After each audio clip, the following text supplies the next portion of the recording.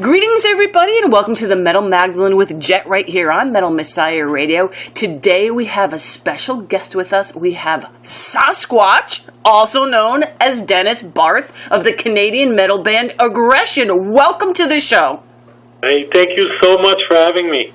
So, Denny, you are an original member of the band, having started it in 1985 in Montreal. That's like 32 years ago. That's a long freaking time ago. What can you tell us about the early days of Aggression? Well, definitely that, I don't know, like I even before Aggression, I was already trying to find musician in the Montreal area to play that type of music, because in the end, in 1981, when I bought like Venom, Welcome to Hell, my life went to hell. So since then, like between 81 and 85, I tried to find the right musician to play that type of music, and when I finally did. It was like a dream come true, and of course, in those days, like there was, it was not that it was so underground, like that you have access to everybody, right? So of course, Voivod were like our best friends and still are to this day, and they used to practice right beside us, and we used to hang out with Destruction, Celtic Frost, and Hallows Eve, and Exodus, and Slayer, and it was kind of like its own little community back then where everybody was coming together. So as you can imagine, it was extremely amazing times. And I was going to ask you, too, because like you were saying, back then, it was a whole different time. I mean, no cell phones, no social media. Now, I know you guys were really huge up there in Canada, but how did you get the word out about the band? And what were some of the first, like, tours and shows you guys did? And that's what the funny thing is that a lot of the reason why I'm still friends with guys from Destructions and we used to do tape trading in between us. So I'll give you an example. Like I would have the band Slaughter from Toronto sending me their new demo. Then I would make a copy of it and send it to Millie from Creator in Germany, right? And that's how we used to communicate, by letters. Like we would write each other letters and put tapes in it, either with our bands or other bands that we listened to, and there was key people within the within our our friends that were master at it, like people like Monty Connor, Don Kay, and all these guys that now went on to bigger things. Used to be just little kids trading tapes. So that's how we started, and I guess from that's how we had access to like multiple shows, because at the time our manager was Johnny Hart, who was a really well-known person within the heavy metal underground circles. He had his own magazine called Metal KO, and he with his connection around the world, he was able to make sure that Aggression was kind of a familiar name even beyond Canada, but.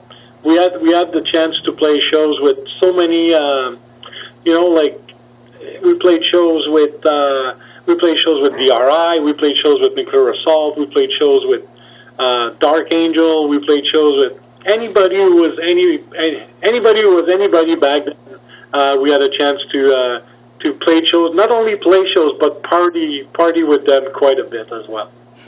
So that must have been fun for you guys up in Canada, getting these bands up there and playing with them.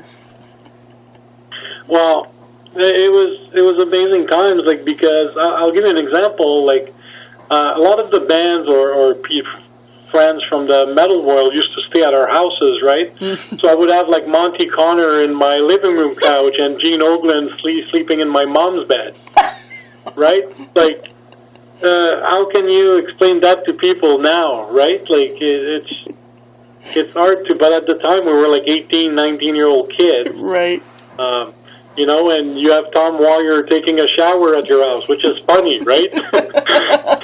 So, so yeah, we had great times, and we had the ability to like not only play shows with these people, but also build friendship that still lasts to this day.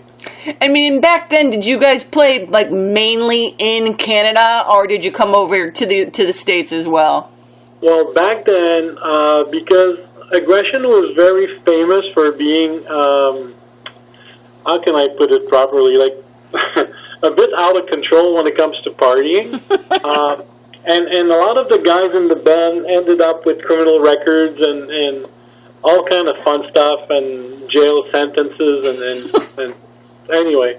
So it was not possible for us to cross the border. Okay. I don't even know we would have remembered that we're attempting to cross the border, so let alone being successful in doing so. So we when the original Aggression only played shows in Quebec at the time. Mm-hmm. That's the only place we were kind of allowed to play. And we, even traveling or anything for us, because of the condition of some of the band members, we would not even have been able to drive anywhere. Oh, jeez. So, yeah, it is what it is, but it's a reputation that still to this day, like when we finally, like in the last 2 years, we did play in the States and in Europe, people expecting us to be still like partying to the same level that we used to in the early 80s. And let's be honest, if we would have kept that pace, we would be dead. Oh, jeez. And some of us are, but... Oh, God. So, Dennis, in all these years that you guys, that this band has been around per se, and you came and left a couple of times, you only had like 3 full-length albums. So tell us a little bit about the recording history of the band, Dennis. Same as touring, recording was very challenging for us to try to get the 5 guys in one place at the same time and in the condition that they could play the instruments. So we did record one album for a label that was Face Melt Record that at the time had some problems releasing the album. And because of that, we then kind of ended that contract and then had our first album on Ben's Records up in Canada, the album called Full Treatment that was released in 87. But all these songs were really from 84 and 85. Mm-hmm.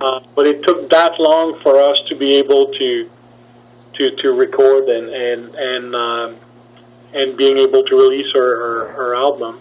But we and the band actually broken up before the album was released. So we were never able to fully promote the record at the time.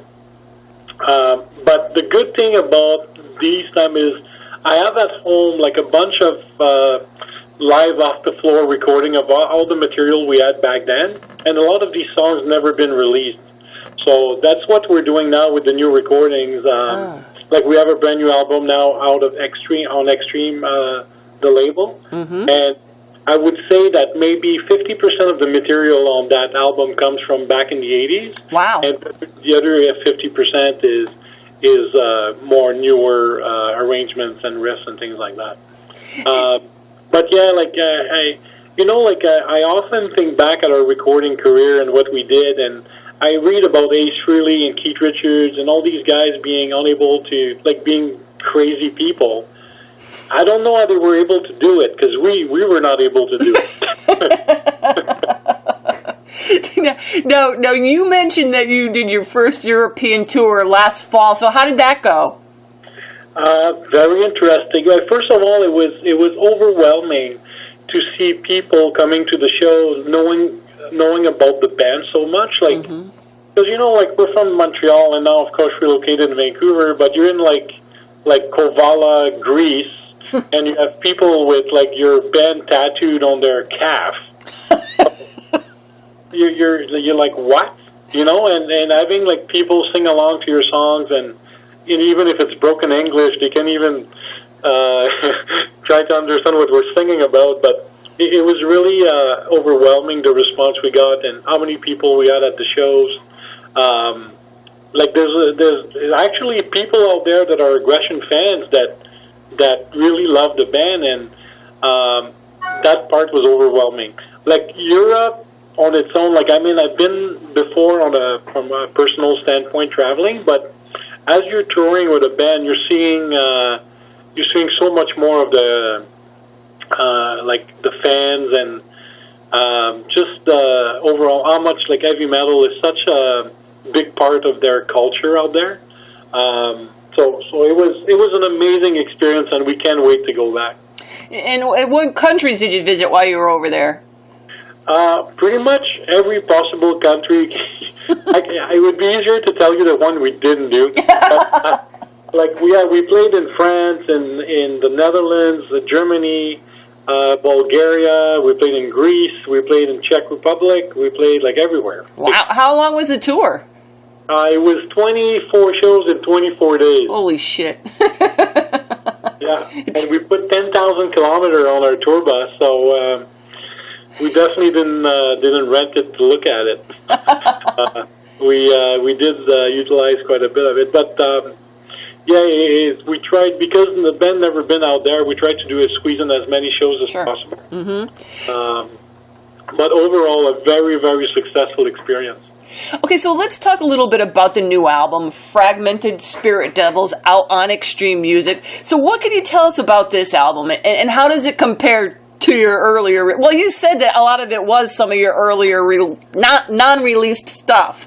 So what can you tell us about the new one as far as, lyrically and musically? Okay, well, besides remembering to do it this time, I think the musicianship that I'm working with now compared to back then is much sober, better. I guess back then we used to be just very kind of out of control musically, with no real theory behind our music. We just spit it out, and this is what it was. But I think this time it's a little bit more controlled.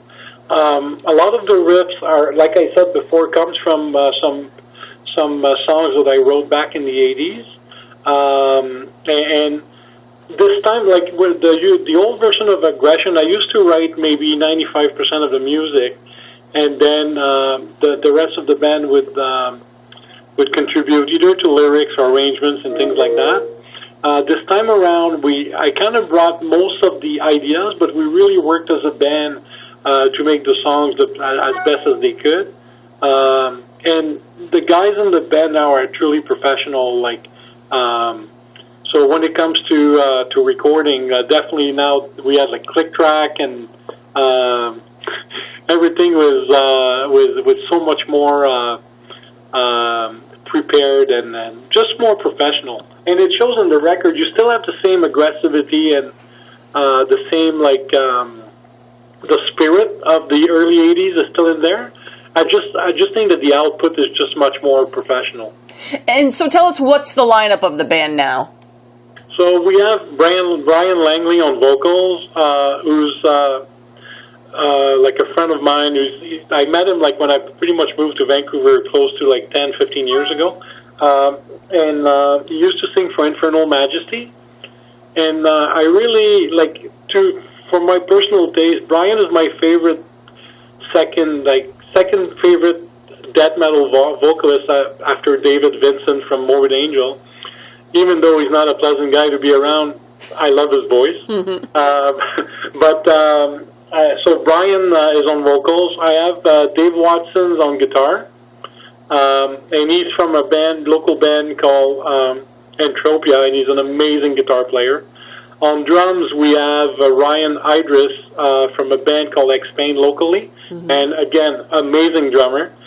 And on bass, we have the second oldest guy in the band. The guy's been around just as much as me, and it's nice to have a guy in my age group in the band.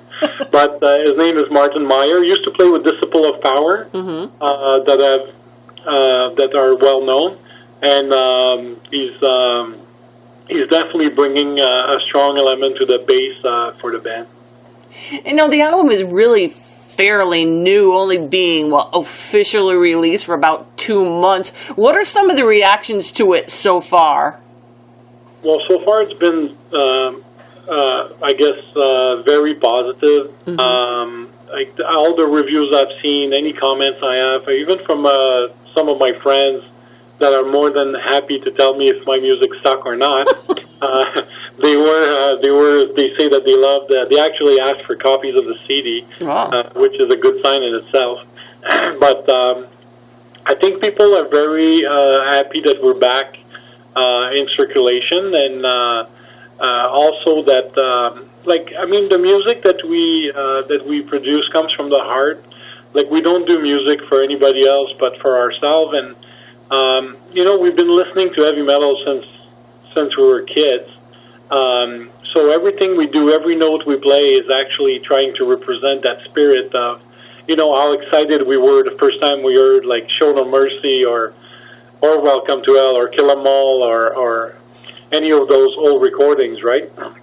So that's what we try to reproduce, and I think people are seeing. That's what when they listen to the product, I think that's what they're getting. Now, like we said, you did some European touring last year. Now, with this year, are you guys going to be doing some more touring? Of course. So the thing about a band that never toured is now they want to tour all the time. So we're definitely going to come back to the United States this year at some point, probably later this year. We do have some Canadian dates with DRI in April. We've also been offered a possible tour of Scandinavia for Sweden, Finland, and Norway. So I think it's a good. It's a good feeling to have these offers coming our way that people want to see the band. But definitely, we want to come back and to the U.S. especially. Because we did the West Coast, we did the East Coast, but as the name is coming more, I guess, at the forefront of the metal news, I think people will want to come and see the show. Absolutely. And now, what sites do you have out there that people can go to learn more about the band, where you're going to be touring, and that kind of information? Well, we have our brand new website, and the name of the website is ratomatopoke.com, and that name is actually one of the lyrics from one of our songs, a beautiful love song called Demolition of Your Face. But that's our website. But if you really on Facebook, the Aggression page is very easy to find, and you can find the link to the website and all that information. Of course, Xtreeme also has a lot of information about the band, and you guys should see some announcement about us in the near future that will give you even more insights into what the band's going to be up to for the next year. All right, well, Sasquatch, thank you so much for taking the time to do this interview with us tonight, and all the best to you and the band. Hey, thank you, Jet, and anytime you want us on the show, we're always there for you. All right.